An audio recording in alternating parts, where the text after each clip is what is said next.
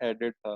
So profit जो भी added था वो क्योंकि ट्रेड ट्रांजेक्शन थी, ट्रेड ट्रांजेक्शन के अंदर आप प्रॉफिट ऐड कर सकते हैं और वो प्रॉफिट ऐड ऑलरेडी होता है। लेकिन but when you are selling in on deferred payment, तो आप डेफर्ड पेमेंट के अंदर मजीद एक्सेस भी शामिल कर सकते हैं, बट इट इज़ नेसेसरी कि आप उसको डिक्लेयर करें।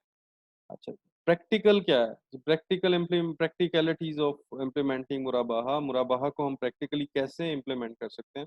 The very first is client and the institution sign an overall agreement.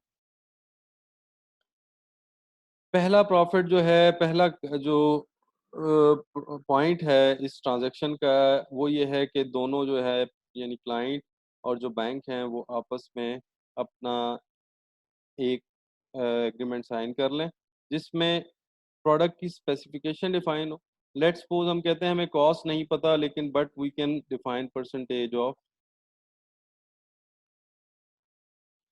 Cost, कुछ भी हो लेकिन कॉन्ट्रैक्ट के अंदर इस तरह लिखा जा सकता है what ever the cost is, उसके अंदर परसेंटेज ऑफ प्रॉफिट क्या होगी वो हम डिक्लेयर कर दें। लेट्स से मैं लिखता हूँ जी, वो कहें मेरे साथ बैंक बैंक मुझे कहता है कि जी at least 10%। So whatever cost will be at that time, उसके अंदर जो भी कॉस्ट होगी उसमें 10% प्रॉफिट ऐड होगा और मैं साथ डिफाइन करूंगा कि मैं इसको कितनी इंस्टॉलमेंट में पे आउट करें। मैं इसकी यहाँ इंस्टॉलमेंट्स भी डिफाइन करूंगा।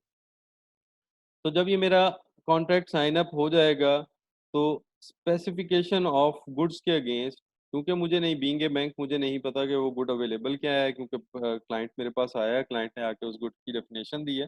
जब उसने उस गुड्स की डेफिनेशन दी है, इट इज़ तो बेहतर यही है कि मैं उसको ही, उस क्लाइंट को ही एजेंट बना दूं और उसको कहूँ जी मेरा एजेंट बनो, मेरे साथ एजेंसी एग्रीमेंट साइन अप कर लो और जो प्रोडक्ट आपको चाहिए वो मार्केट से मेरे बिहाफ पर परचेज कर लो।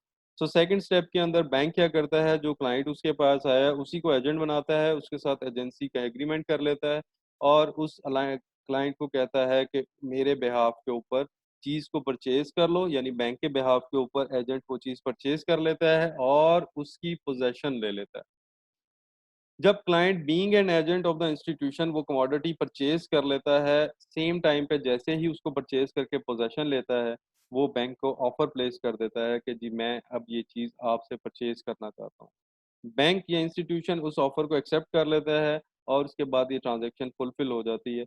ये जो एक्सेप्टेंस है that is dependent on point one के अंदर ऑलरेडी दो पार्टीज आपस में एग्री हो जाती हैं, व्हेन दे बिकम एग्री, तो दैट मीन्स कि ये एग्रीमेंट के बाद ऑटोमेटिकली आपका फर्दर जो है जो कॉन्ट्रैक्ट है वो कंक्लूड हो जाएगा, क्योंकि आपने एग्रीमेंट किया और लास्ट फोर्थ पॉइंट के ऊपर, सेकंड लास्ट पॉइंट के ऊपर उसने उसकी ऑफर प्लेस की एंड आफ्टर प्लेस करने के बाद इंस्टीट्यूशन ने उसको एक्सेप्ट एक्सेप्ट किया। तो इस तरीके से हमारा टोटल जो क्या कहते हैं कॉन्ट्रैक्ट है वो एग्जीक्यूट हो गया। पहले पॉइंट के ऊपर सेल नहीं होती, पहले पॉइंट के ऊपर सिर्फ और सिर्फ एक एग्रीमेंट होता है और जिसमें से प्रॉमिस होता है और प्रॉमिस के अगेंस्ट लास्ट पॉइंट के ऊपर बेसिकली सेल कंक्लूड होती है। अच्छा, all five stages are necessary for a valid मुराबाहा, मुराबाहा के लिए पांच की पांच स्टेजेस होना लाजमी है। Institution purchases the commodity directly from the supplier, ये प्रेफरेबल है कि इंस्टीट्यूशन खुद परचेज करें। तो अगर इंस्टीट्यूशन खुद परचेज करता है तो उसके लिए एजेंसी एग्रीमेंट की ज़रूरत नहीं है, यानी कि फिर हमारे पास सेकंड स्टेप निकल जाता है।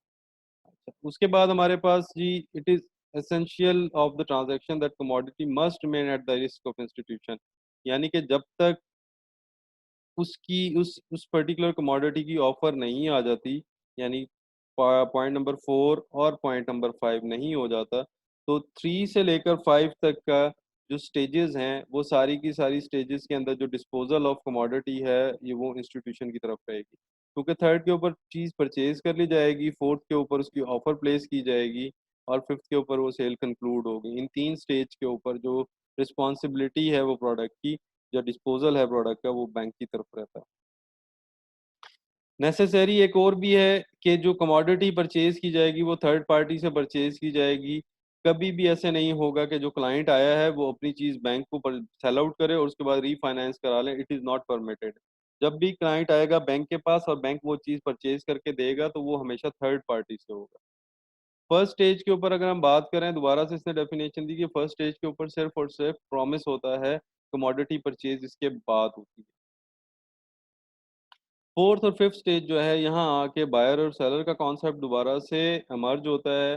फोर्थ के ऊपर क्लाइंट ऑफर कराता है बीइंग ए बायर, और फिफ्थ के ऊपर वो उसको इंस्टीट्यूशन एक्सेप्ट करता है उस ऑफर को, और उसके बाद ये सेल कंक्लूड हो जाती है।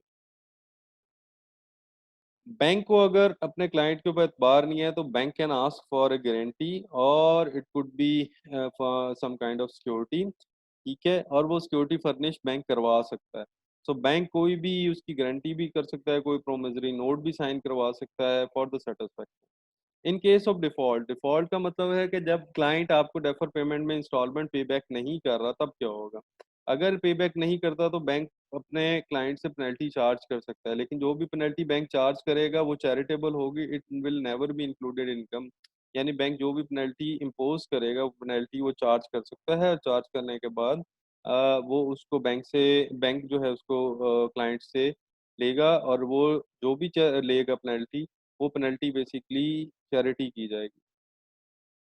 लास्ट में फिर डिफाइन हो रहा है जी कि जो भी सिक्योरिटी बैंक डिमांड करेगा, जो भी सिक्योरिटी बैंक डिमांड करेगा, वो security can not be more than 5 to 10%। यानी जो बैंक सिक्योरिटी डिमांड कर रहा है, that security shall be maximum 5 to 10% of the deal. यानी 1,000 रुपए की डील है तो बैंक जो सिक्योरिटी फर्निश करवा सकता है वो 50 से 100 रुपए तक की सिक्योरिटी करवा सकता है।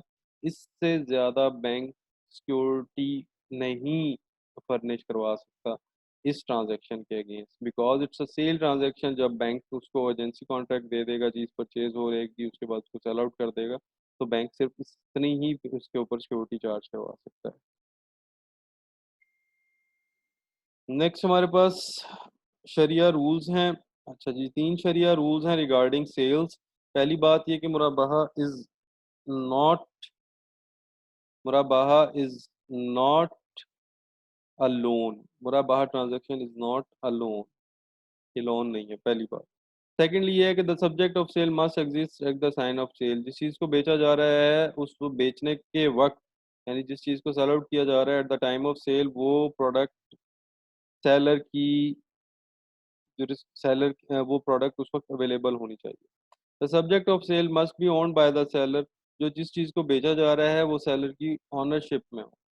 लास्ट है the subject of sale must be physical और constructive position of the seller who sells he sells is to another person. Let's say for example अगर घर बन रहा है तो घर अगर कंस्ट्रक्टिव प्रोजेक्ट कंस्ट्रक्टिव पोजीशन के अंदर है और वो पोजीशन सेलर की है तो सेलर उसको सेल आउट कर सकता है। यानी सिर्फ 3 चीज़ें हैं जिनको गौर से देखना होता है, तीन नहीं सॉरी 2 चीज़ें हैं जिनको गौर से देखना होता है। पहली चीज़ कि जिस चीज़ को बेचा जा रहा है वो at the time of sale available होनी चाहिए, और जो सेलर है वो उसकी ओनरशिप रखता हो जिस चीज़ को वो बेच रहा है। बस ये 2 चीज़ें इंपॉर्टेंट है। अगर ये 2 चीज़ें फुलफिल हो जाती हैं तो मुराबार ट्रांजैक्शन हो सकती है।